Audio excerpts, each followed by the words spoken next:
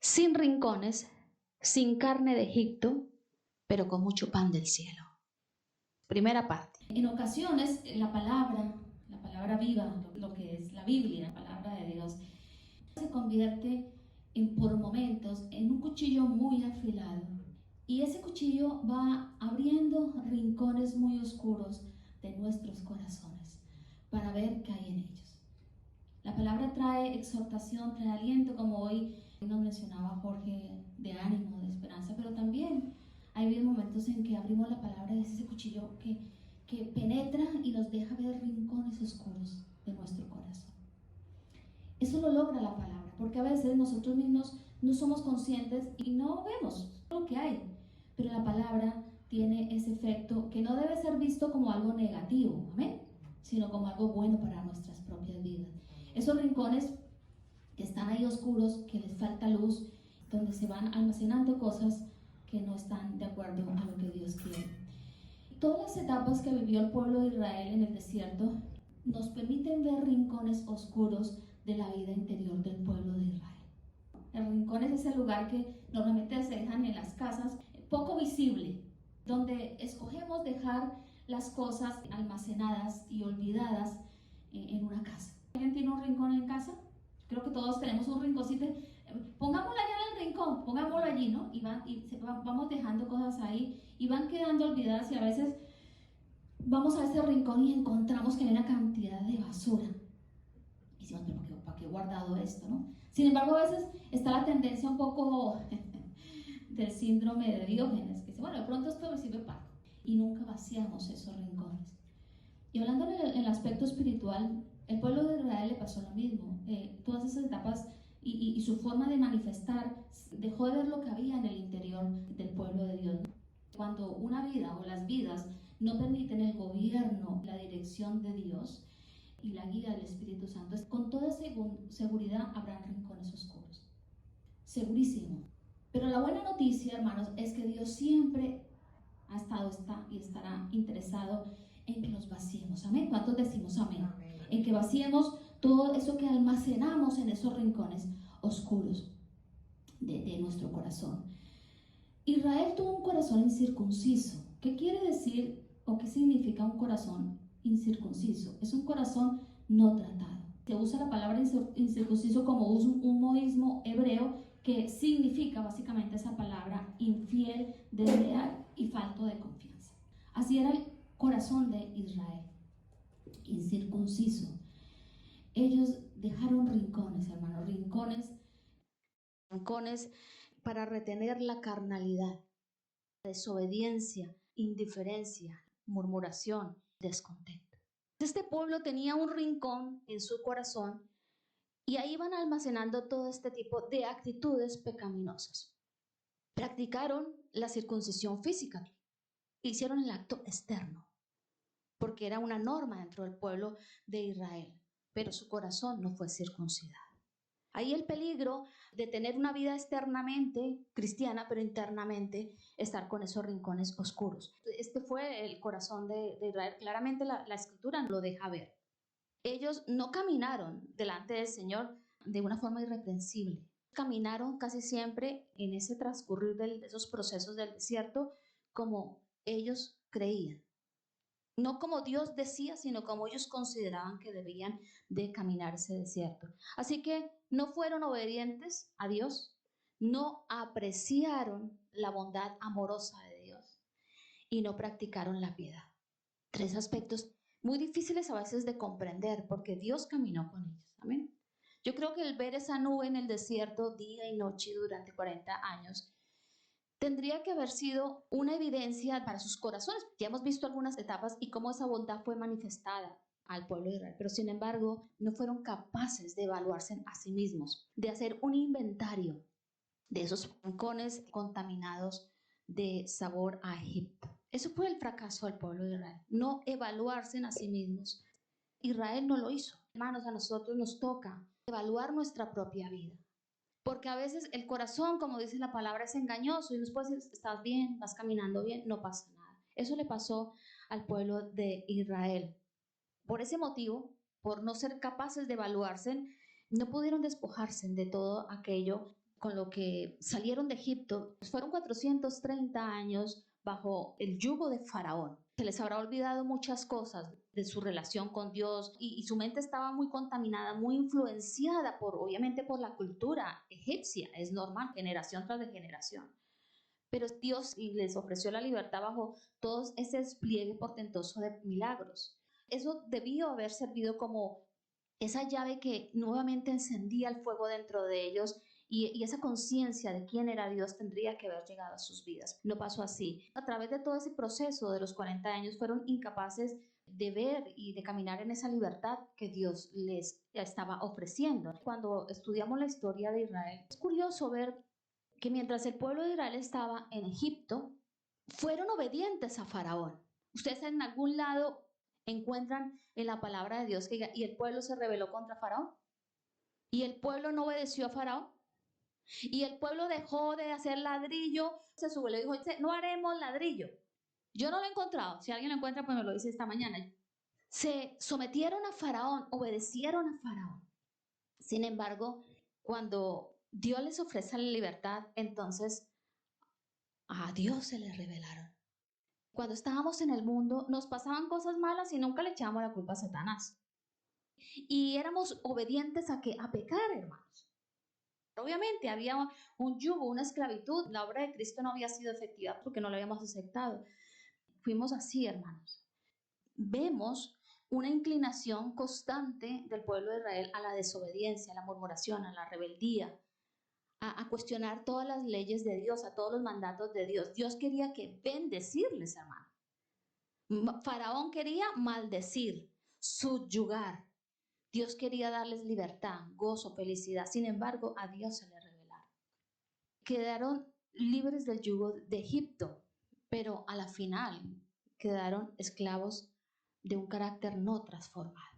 El pueblo de Israel es un espejo donde nosotros nos podemos mirar. No podemos decir, ya no somos esclavos, ya no estamos bajo el yugo del mundo, de Satanás, pero después ser esclavos de un carácter que no se deja transformar por la palabra de Dios. Amén. Porque entonces tenemos un serio problema al final. Y la idea del Evangelio y de Cristo es que alumbre todos esos rincones oscuros y saque lo que hay allí. Un pueblo descontento, un pueblo murmurador, un pueblo ingrato, quejoso, desesperado. ¿Y saben qué? Con algo que ojalá no sea una de nuestras características, muy dados a magnificar las pruebas. ¡Oh! ¿Por qué nos ha tocado esto? Esto yo no lo puedo soportar, yo no puedo, aguanto más. Todo eso es lo que había en el pueblo de Israel. Así que ellos decidieron dejar un rincón para almacenar todas estas actitudes que pecaminosas. La murmuración es pecado, estar descontentos es pecado, porque el estar descontentos nos lleva a no creerle a Dios, a la queja y a todo lo que se desenvuelve de la ingratitud, la desesperación. Entonces todo eso fue lo que caracterizó al pueblo de Dios. Y todo eso lo fueron almacenando allí en el rincón de su corazón. Por eso vemos que ante las pruebas que Dios le estaba presentando en esa travesía, ¿las pruebas para qué eran? Porque Dios quería probar el carácter y quería que cada situación a la que ellos se iban a enfrentar les ayudara a formar ese carácter y vieran a Dios y caminaran conforme a lo que Dios quería. Pero este pueblo no lo entendió, hermano. Por eso vemos a un pueblo que exclamaba, vamos a morir en el desierto. ¿No fue lo primero que le dijeron a Moisés? Tenemos sed, pero el agua es amarga. Ahora moriremos de hambre.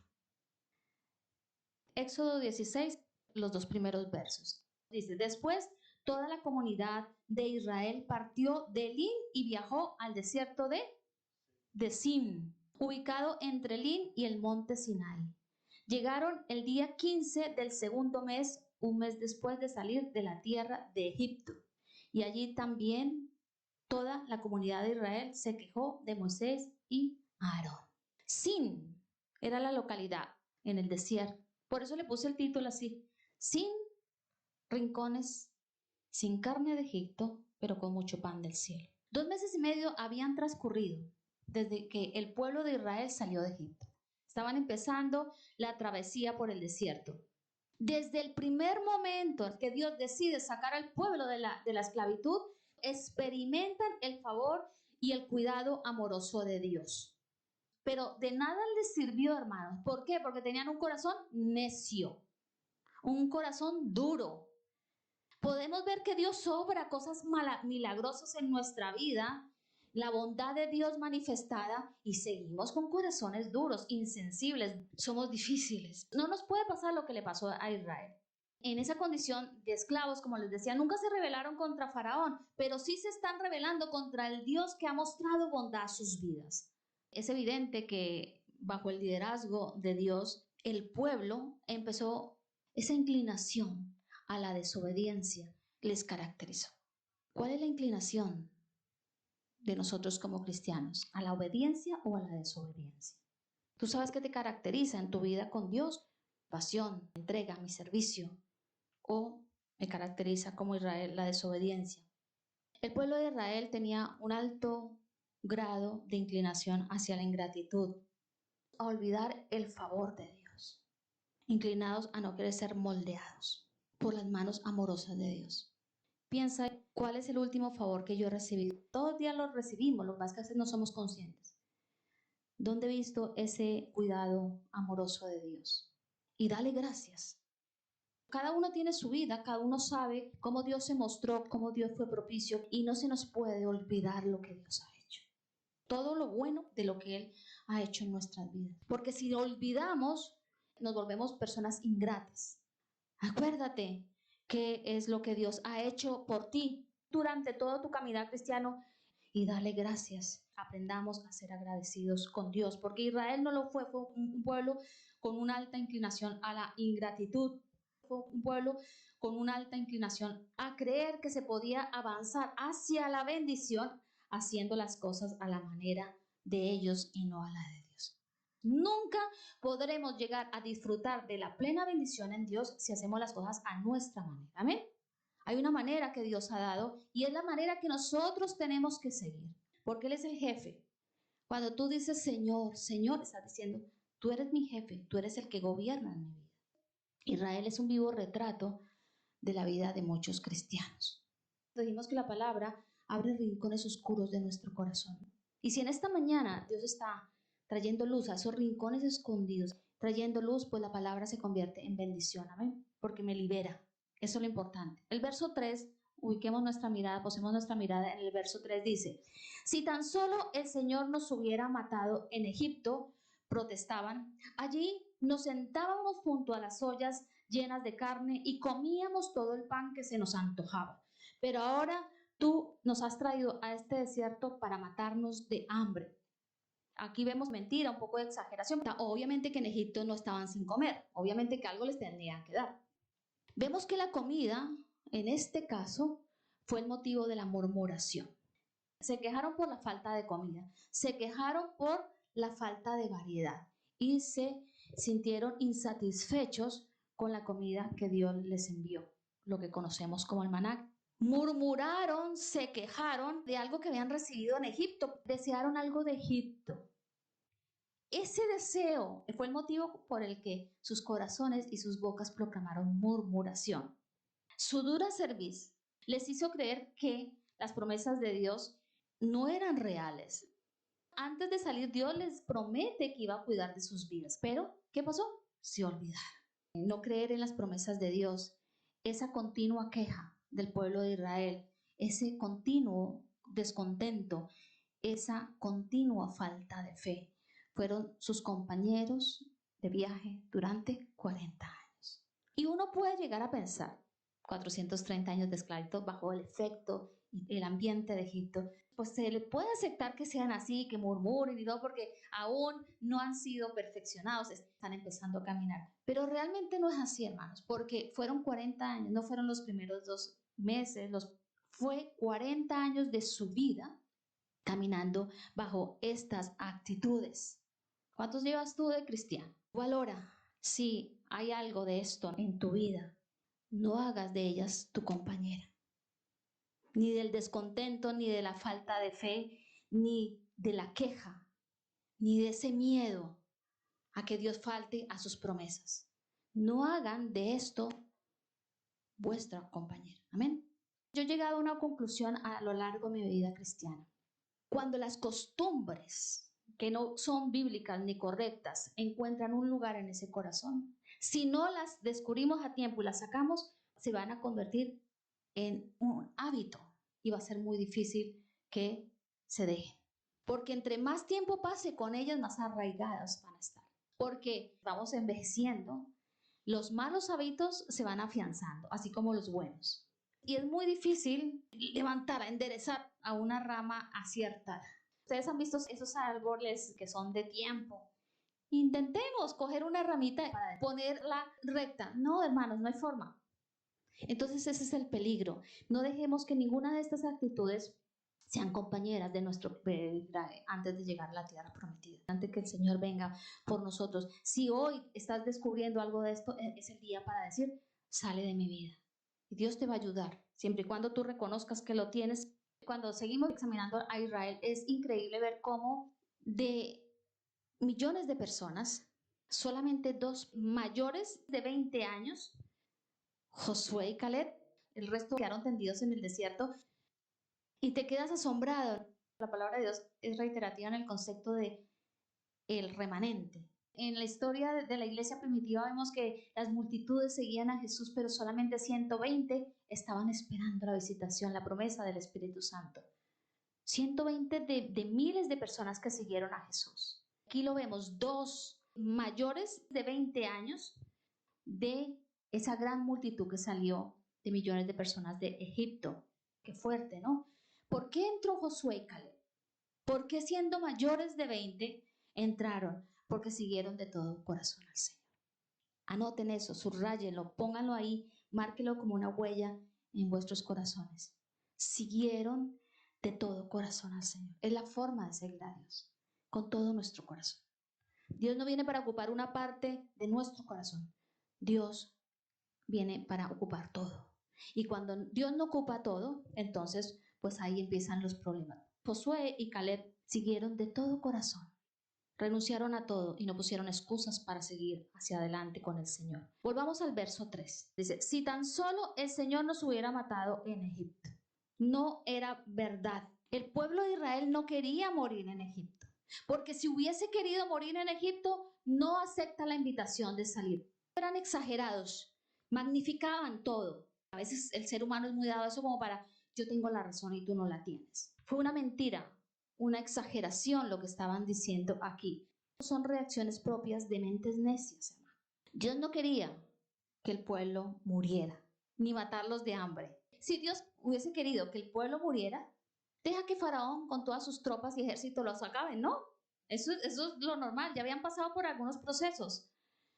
Si Dios hubiese querido que murieran, no les hubiera ofrecido las palmeras, no les hubiera ofrecido las fuentes de agua, no les hubiera ofrecido todo lo que hasta aquí hemos visto. Sin embargo, ellos estaban diciendo, si tan solo el Señor nos hubiera matado en Egipto. Esto es una exageración tremenda. Por supuesto que Dios no los quería matar. Dios no nos quiere matar. Amén. Dios ha venido a dar ¿qué? Vida. Y vida en abundancia y vida eterna. Amén. ¿Cuántos decimos amén? Satanás sí quiere matar. Satanás quiere destruir nuestra vida aquí, evitarnos la vida eterna y acabarnos, destruirnos por completo. Pero Dios nos quiere dar vida. Amén. Y Dios quería darle vida al pueblo de Israel. Pero el pueblo de Israel no lo entendía. Y piensa tú en esto, Dios, yo he venido a los caminos del Señor y tú me has dado vida. ¿Estoy caminando en esa novedad de vida? Porque de eso se trata, hermano. No se trata de recitar, de decir, de confesar la palabra, que es muy importante, sino de vivirla. Vivir en la palabra. Porque la palabra, eso es lo que hace. Viene a nuestro corazón, en este caso, que estamos hablando de esos rincones oscuros, viene, alumbra todo aquello que está ya olvidado, almacenado, para que salga y recobremos vida en nosotros. Amén. Porque Cristo es vida.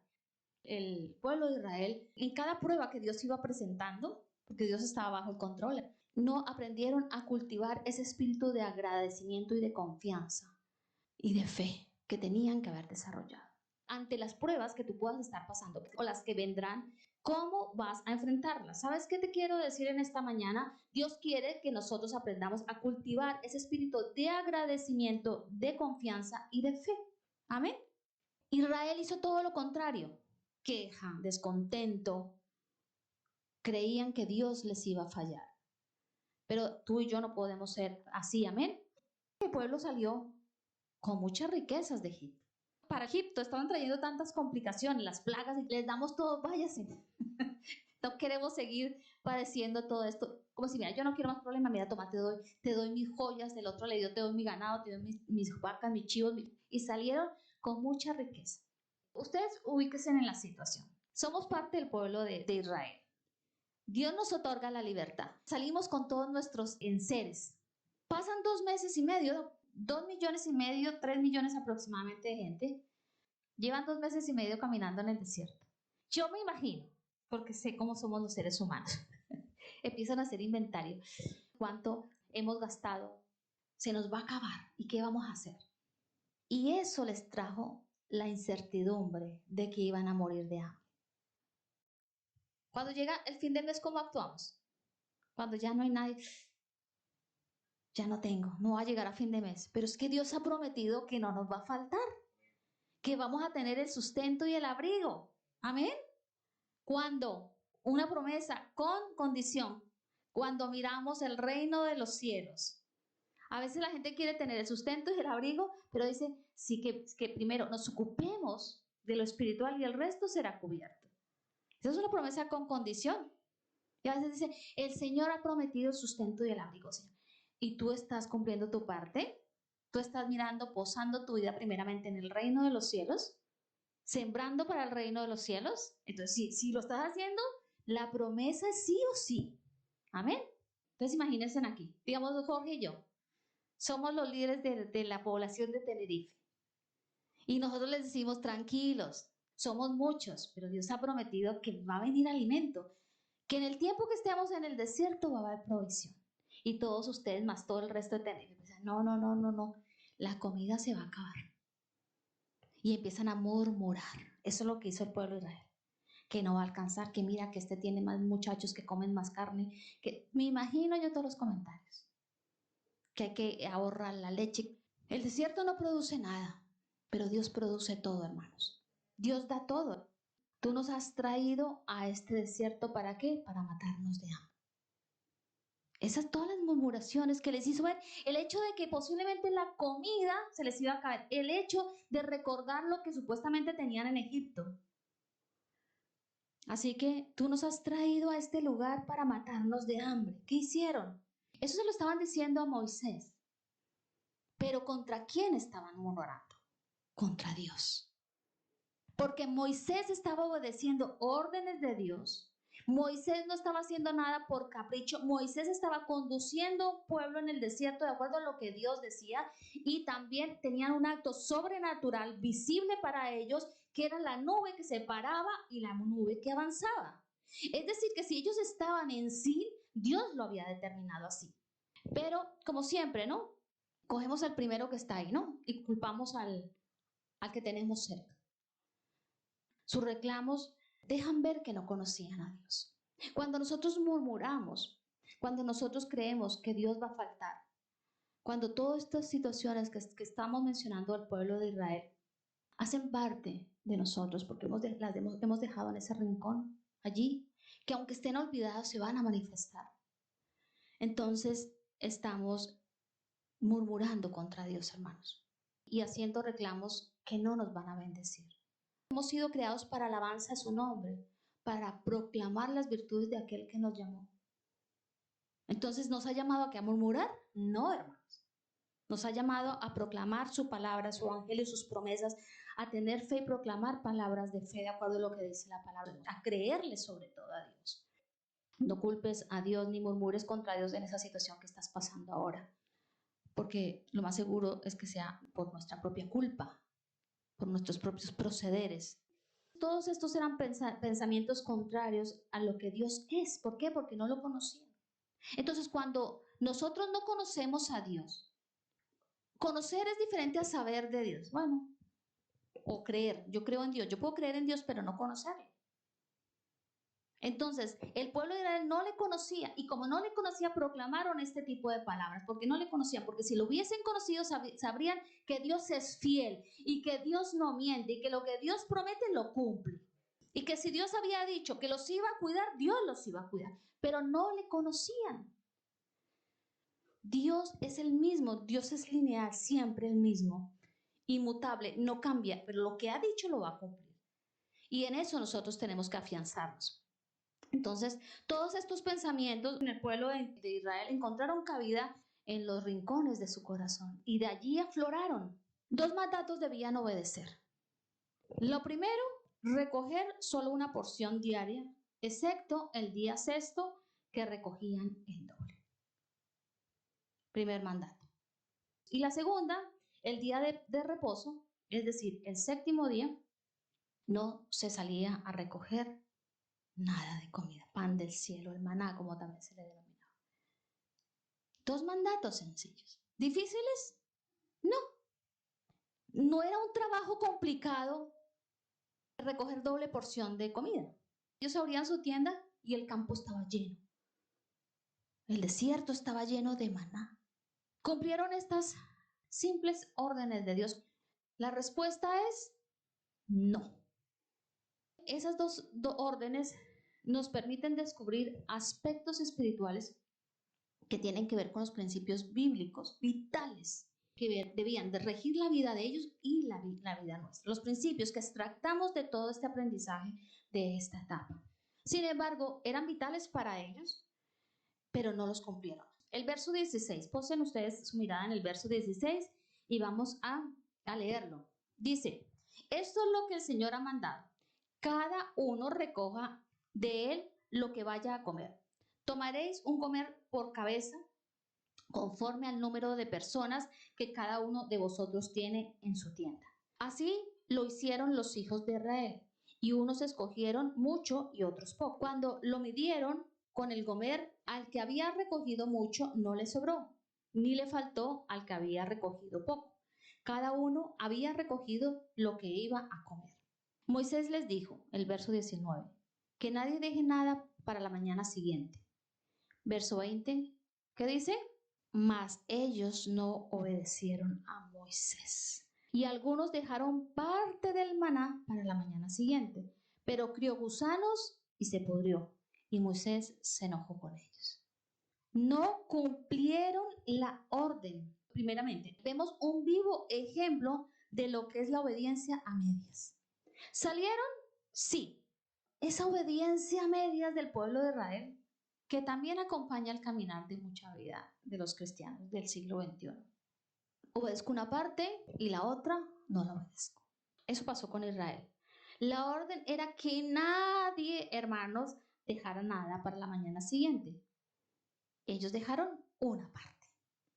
Se aseguraron, según ellos, de por si acaso Dios falla. Por si acaso a Dios mañana se le olvida lo que nos ha prometido. Por si acaso. ¿Somos así a veces nosotros? Por si acaso, entonces le echamos supuestamente una ayudita a Dios. Los por si acaso que muestran falta de confianza en Dios. No confiamos en la palabra que Dios ha dado. La falta de confianza es pecado. Cuando nosotros desconfiamos de Dios, ¿cómo lo estamos percibiendo? Como un Dios mentiroso. Y Dios no miente. ¿Qué es lo contrario a la desconfianza? Es creer en las promesas de Dios. Amén. Creer aún a pesar de cualquier circunstancia en la que estemos viviendo. Una circunstancia difícil. O que la veamos como circunstancias en en contra. Eso es creer. Eso es confiar en Dios. Amén. Lo contrario es desconfianza. Pero el pueblo de Israel decide desconfiar. Confía más en su plan. Dejamos un poquitito por si acaso. Que eso no pase con nosotros, hermanos. La falta de confianza en Dios es una actitud que suele ocupar lugar en el rincón oscuro de nuestros corazones, a veces sin ser tan conscientes nosotros de eso. Debemos seguir examinando nuestros corazones. Si hay en ese lugar oscuro falta de confianza, falta de creerle a Dios lo que Dios ha dicho y ha prometido. Israel tuvo falta de confianza en Dios pero no de codicia. Porque al retener para mañana estaban codiciando, estaban reteniendo más de lo que necesitaban, que eso es codicia. Otro aspecto que podemos ver aquí, de creerse que no pasa nada si obedezco unas cosas e incumplo otras. Así era el pueblo de Israel. ¿Cómo somos nosotros? ¿Qué parte del evangelio estamos cumpliendo y qué parte no? ¿Qué parte de nuestros deberes cumplimos? Porque la vida cristiana tiene deberes. ¿Amén? ¿Cuántos dicen amén? Lo segundo que se les mandó al pueblo de Israel, la segunda cosa que tenían que hacer fue creer y obedecer acerca del día séptimo, que no debían de salir a recoger nada en el campo. Un día que para ellos es el día de descanso, para nosotros representa el día del Señor, el domingo, el primer día de la semana, es el día del Señor para nosotros. Sin embargo, volvemos a ver lo mismo. Incumplieron, hermanos. Leamos el verso 26 y 27. Dice, 6 días lo recogeréis, pero el séptimo día de reposo no habrá nada. Y sucedió que el séptimo día algunos del pueblo salieron a recoger, pero no encontraron nada. ¿Qué se movió ahí? Incredulidad. Afuera no va a haber nada. Hay un día que yo he separado para que se encarguen de los asuntos espirituales, que era lo que los ejercicios espirituales, como algunos los llaman, de la vida espiritual. Un día donde todos los días son del Señor. ¿Cuántos decimos amén? Pero hay un día que el pueblo de Israel tenía que separar, que era el día de descanso, y hay un día en la iglesia de Cristo, que es el día del Señor, que la iglesia separa. ¿También para qué? Para centrarnos en lo espiritual, para dejar todo lo rutinario, la rutina del día a día, y centrarnos en lo espiritual. En que el día del Señor o el día del reposo, lo más importante sea eso. No ir a trabajar al campo, no ir a recoger nada, no irme para allí, no irme para allá, no irme para la visita de allí, en nuestro contexto. Pero el pueblo no lo hizo. La incredulidad, otra cosa que estaba en ese rinconcito en el baúl de los recuerdos, que no debería estar ahí. ¿Qué vemos en ese comportamiento? Desobediencia voluntaria, incredulidad. Deciden desobedecer. Sabían que el día de descanso era un día que Dios había establecido, y lo estableció ni siquiera bajo la ley. El día de descanso viene desde allí atrás. ¿Qué hizo Dios el séptimo día? Después de la creación, ¿qué hizo? Descansó.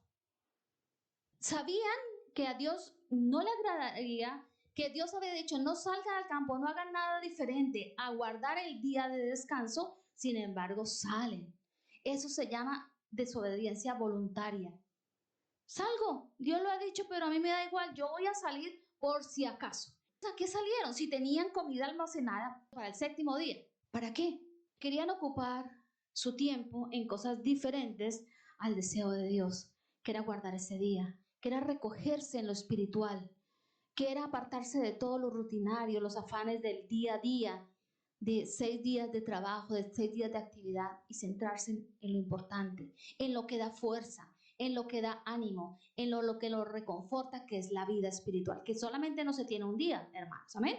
Se tiene todos los días de la semana, pero hay un día que apartamos para Dios y que es innegociable, y el pueblo de Dios no lo entendió en ese momento. Entonces, pues para ellos fue más llamativo decir, no, pues yo me voy a ver en el campo, a ver qué hago. Hay un bonito día, voy a aprovecharlo, un bonito sol, salgo y camino con mis hijos, recogemos juntos en los cestos.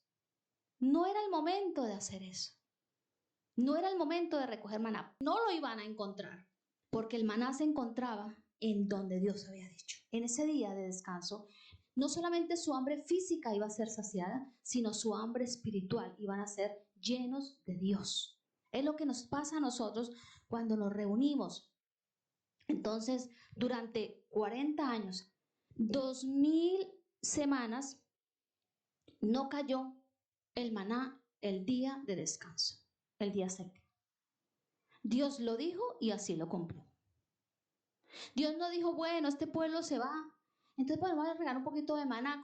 No. Dios lo que dice lo cumple. Y dijo, no va a caer maná el séptimo día, y durante 2000 semanas que componen los 40 años en el desierto, no cayó maná. Sin embargo, ellos salieron a buscarlo.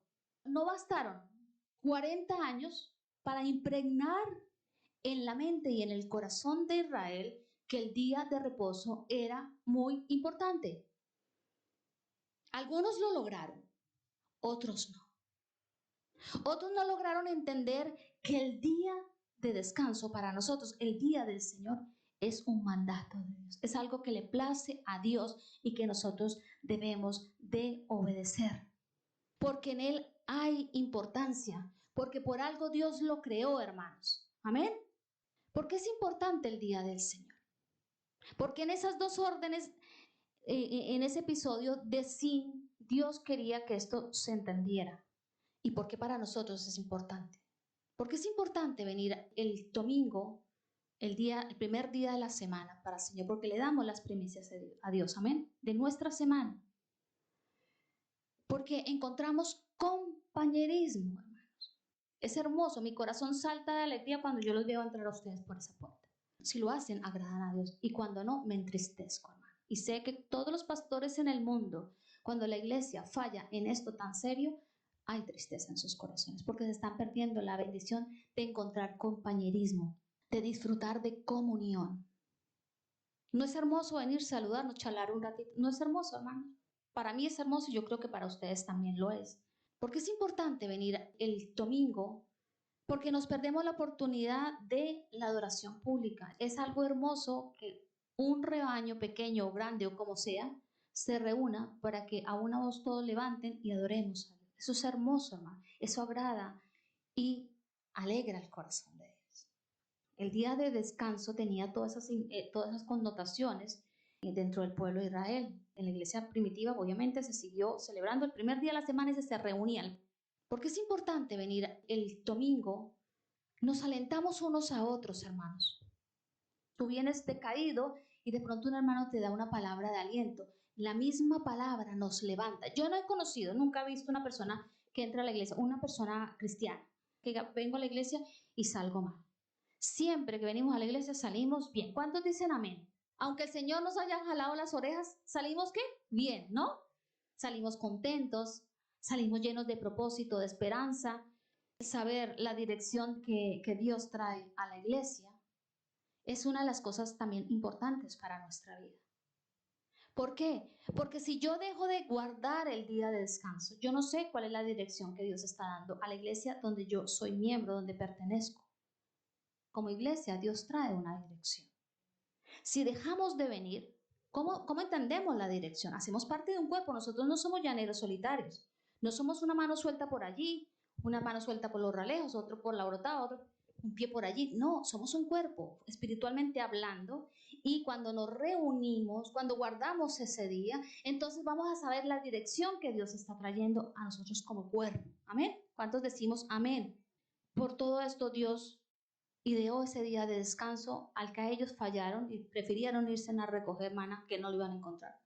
Pero en la casa de Dios siempre hay bendición. Amén. Nosotros somos casa de Dios, pero cuando reunimos somos la congregación. Y Hebreos dice, no dejen de congregarse como algunos tienen por costumbre. Porque cuando están reunidos en mi nombre, yo envío bendición hasta que sobreabunde. Y encontramos todo lo que acabo de decir, los compañerismo, ánimo. Encontramos que ese soporte que necesitamos de familia. Amén. Cuando estos desobedientes se fueron a buscar el maná, sabiendo que no había, aún en su inconsciencia, porque eran tan duros de corazón, que yo creo que llegaban a la casa y decían, a la tienda, que estaban en tiendas, no había nada. No encontré maná por ningún lado. Le dirían a sus esposas, a sus hijos, pues no había nada. Yo no sé para qué fui, si no había nada. Es que Dios tenía la bendición en un lugar específico, haciendo algo específico ese día. Amén.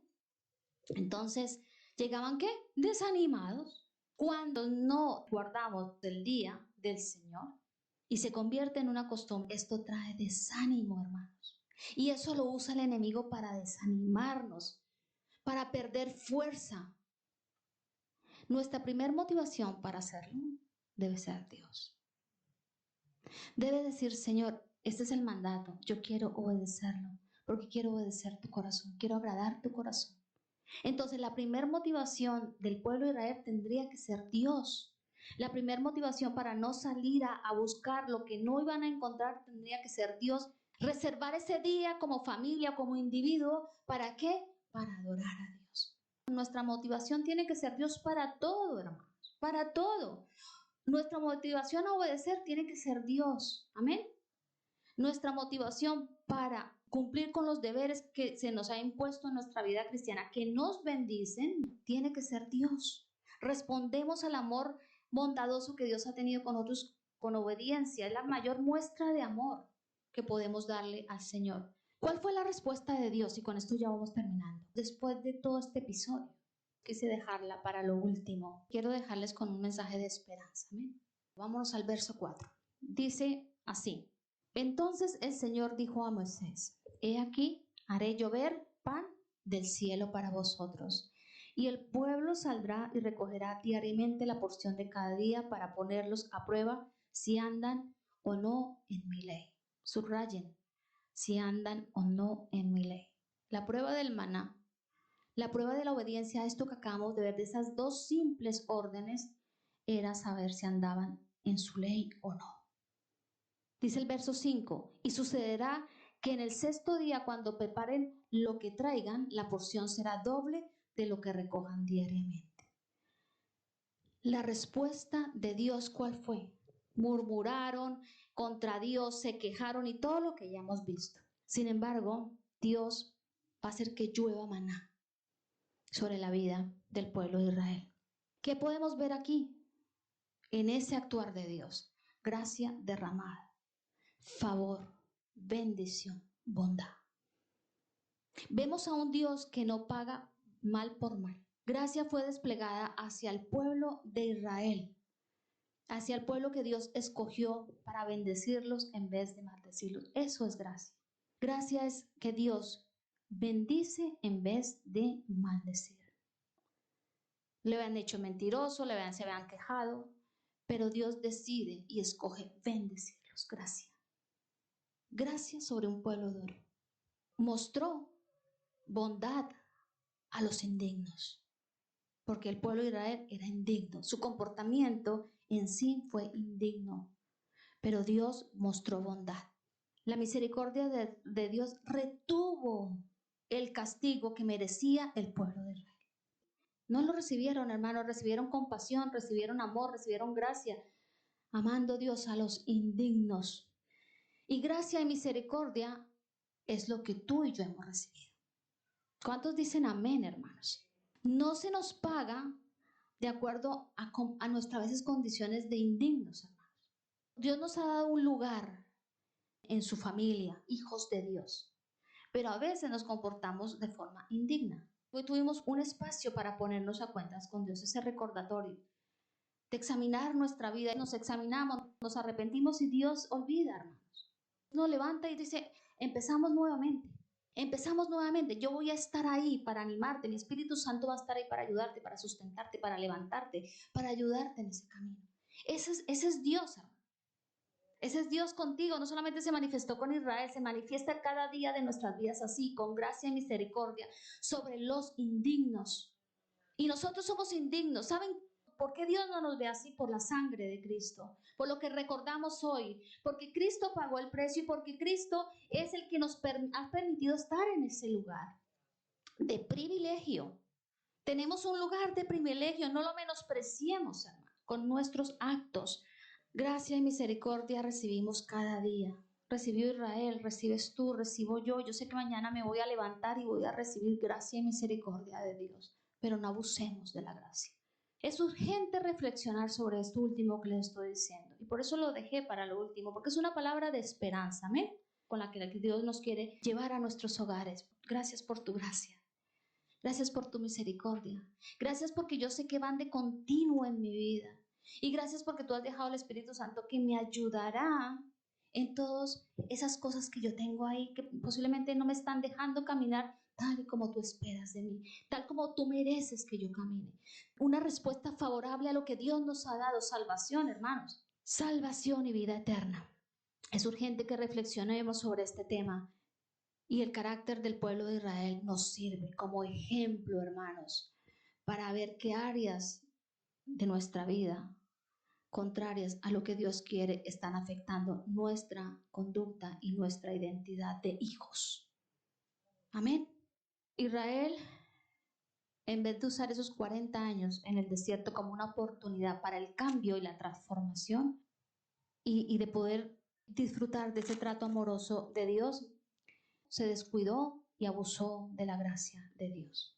Abusando de la gracia, no quiso vaciar los rincones de su corazón. ¿Cuánto llevas caminando con Cristo? No abusemos de la gracia. Cristo amó a la iglesia y entregó su vida por nosotros para hacer de la iglesia una novia santa. Amén. Sin mancha y sin arruga. Él nos proveyó y nos provee cada día limpieza para nuestros pecados, para nuestras faltas. El sacrificio de Cristo tiene un efecto continuo sobre nuestras vidas. Amén. Gracia y misericordia. ¿Amén? ¿Cuántos decimos amén? ¿Cuántos estamos contentos de recibir eso? A pesar de que nos portamos a veces mal, de que no somos que nos identificamos con muchas cosas de el pueblo de Israel, gracia y misericordia siguen siendo derramadas. ¿Para qué? Para seguir purificando nuestra vida, para seguir limpiando toda esa escoria y hacer que brillemos como la plata y que Cristo se pueda ver en nuestra vida, en nuestro carácter, en nuestra vida íntima, en nuestro ser interior, que ahí se note Cristo. Eso es lo que Dios quiere. Él murió para eso.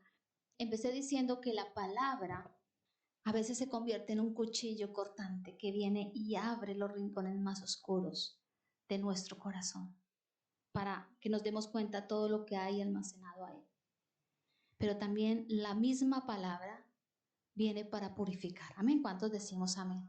Nos purifica. El primer paso para ser purificados es decir, Señor, perdóname. Hasta aquí he caminado mal, quiero rectificar. Y quiero empezar a caminar conforme a lo que tú me mandas. Entonces es necesario que la palabra nos muestre esos rincones. Inclina tu cabecita y quedémonos con esto. Gracia y misericordia han sido derramadas sobre nuestras vidas. Y te damos gracias, Señor, por esto. Te damos gracias porque tú eres un Dios eterno, amoroso. Nos has amado y nos sigues amando y nos amarás. Pero queremos responder a tu amor como Josué, como Caleb y como tantos otros hombres, con un corazón completamente entregado a ti, Señor. Entregado a ti, donde tú seas lo primero, donde tú seas lo más importante, donde el obedecer sea nuestro mayor regalo cada día, donde el obedecer no cuesta, sino es el mayor fruto de amor que podemos dar porque nos gusta obedecer, porque deseamos obedecer. Esta mañana tal vez estamos siendo conscientes de eso. Si hay un rincón en nuestra vida, aquel lugar en el corazón donde hemos dejado que se almacene todo este tipo de cosas, la murmuración, la queja, la falta de confianza en ti, Señor, la ingratitud. Yo pido al Espíritu Santo que esté ministrando vuestros corazones y que esté mostrando qué hay en ese rincón. Si hay esto o pueden haber otras cosas que solamente tú conoces y Dios, obviamente. ¿Qué hay ahí? El llamado de hoy es vacíalo.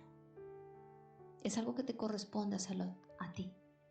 Cuando tenemos un lugar, un rincón en nuestra casa donde vamos acumulando y acumulando cosas, somos nosotros los que tenemos que disponernos a abrir esa puerta, prender la luz y empezar a sacar todo lo que se ha apolillado, todo lo que está dañado, todo lo que está trayendo cantidad de bichos, de muerte. Y eso mismo en el aspecto espiritual puede pasar con nuestros corazones.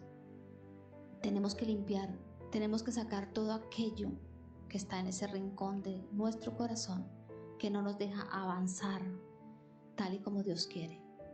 Ayúdanos, Señor. Espíritu Santo, ministra nuestras almas, nuestros corazones y haznos ser conscientes de eso.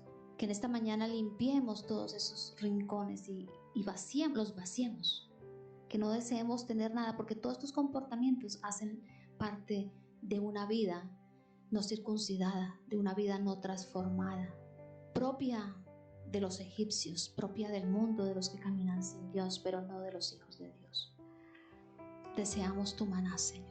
Deseamos el maná del cielo, el pan del cielo, comida de ángeles, como también lo llama la Biblia, Señor. Eso es con lo que deseamos, Señor, llenar nuestro corazón y no dejar ningún rincón donde dejemos ahí almacenado y olvidado todas estas actitudes pecaminosas. Si con algo nos hemos identificado o tú nos has mostrado en este momento, algo que posiblemente yo no he mencionado, pero algo está ahí, hermanos, es tiempo de sacarlo, de limpiarlo, porque Dios tiene planes hermosos para nosotros como su iglesia. Dios tiene propósitos hermosos. No permitas que nada interrumpa el propósito de tu vida. No permitas que toda esa basura que se va acumulando ahí destroce y dañe y pudra los propósitos, los dones que Dios nos ha dado, todo lo que Dios nos ha dado. El enemigo se va a encargar de decirte no pasa nada. Nuestra carne, nuestra propia carne, porque eso es alimento de Egipto. Nuestra propia carne se alimenta de eso, de la murmuración, de la queja, del desaliento, de la desesperación. Eso es alimento para la carne. Pero Dios nos ha llamado a vivir una vida para el Espíritu. Por eso debemos de vaciar ese rincón, vaciarlo para que no nos pase como Israel.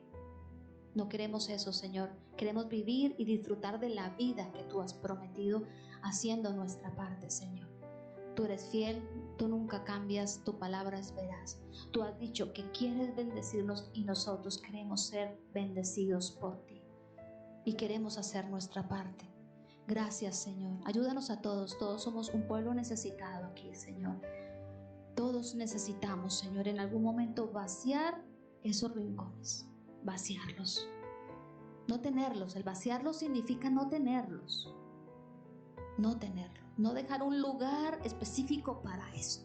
La falta de perdón, la rabieta, tantas cosas que se pueden dejar ahí. No lo dejemos. La palabra de Dios nos manda a desechar esto.